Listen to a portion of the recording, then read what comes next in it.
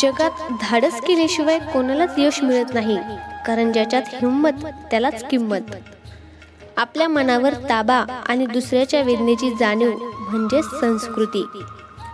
सुखासाठी कधी हसावं लागतं तर कधी रडावं लागतं, कारण सुंदर धबधबा बनायला पाण्यालाही उंचावरून पडावं लागतं. सौंदर्य, हृदय आणि विवेक दोन्हींमध्ये असावे. लोक अनावश्यकपणे चेहरा आणि कपड्यांमध्ये शोधतात. जिथे विश्वास आहे तिथे पुराव्यांची गरज नसते. शेवटी गीतेवर तरी कुठे श्रीकृष्णाची सही आहे. आयुष्याचा रस्ता जरी सोनेरी असला तरी त्यावर चालण्यासाठी एका सोबतीची गरज असतेच. आयुष्यही असंच सुखदुःखाने गुंडाळलेलं असतं. शेवटपर्यंत ते आपल्याला गरागरा फिरवत असतं. संघर्षाचा काळ कितीही कठीण असला तरी खरं प्रेम कधीही दुरावा निर्माण होऊ देत नाही. आयुष्याच्या मेळाव्यात वेदनांची दावत होती, पण मनाच्या महालात सारी दुःख मावत होती. पाखरं घरट्याकडे परतायला लागली की समजावं संध्याकाळ झाली.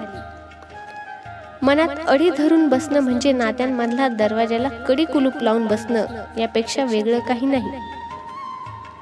सुखदुःखांच्या चाकांवर माणसाच्या आयुष्याचा प्रवास चालू असतो. कधी हळू तर कधी वेगाने आपण पॅन्डल मारत राहायचे.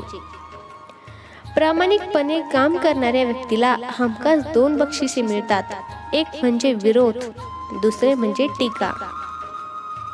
स्वतःशी प्रामाणिक राहिले की नशिबाची चिंता राहत नाही. आपण चालतोय त्या वाट्याशी एकनिष्ठ असलो की अडथळ्यांची पर्वा राहत नाही.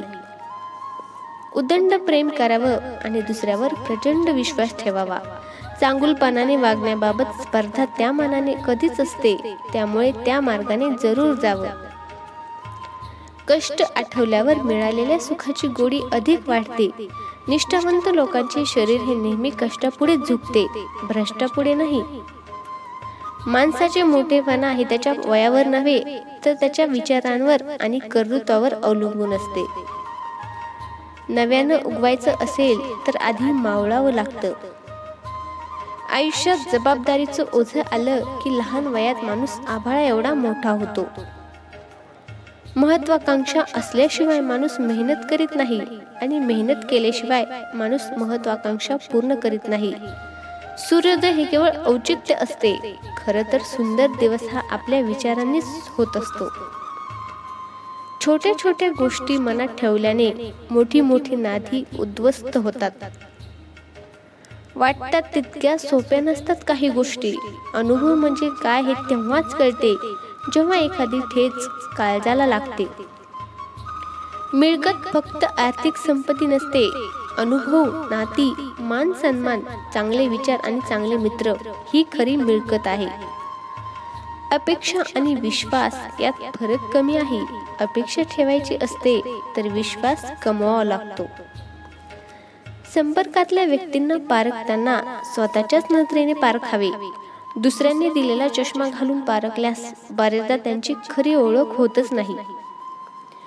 परिस्थिती झगडून पुढे आलेली माणसं नेहमी जपली पाहिजेत, कारण जीवनाचे तत्वज्ञान ही माणसं फक्त शिकलेली नसतात तर जगलेलीही असतात. सुखासाठी धडपड हवी, पण त्या सुखाला कुठेतरी समाधानाची सीमा असावी. बुद्धीने अपंग असणारे लोक कधी कधी त्याच्या वागण्याने निष्पाप जीवाला कायमचं अपंग बनवतात. जीवन हे असं पुस्तक आहे, याला वाचायला घेईपर्यंत सर्व पाने जीर्ण झालेली असतात.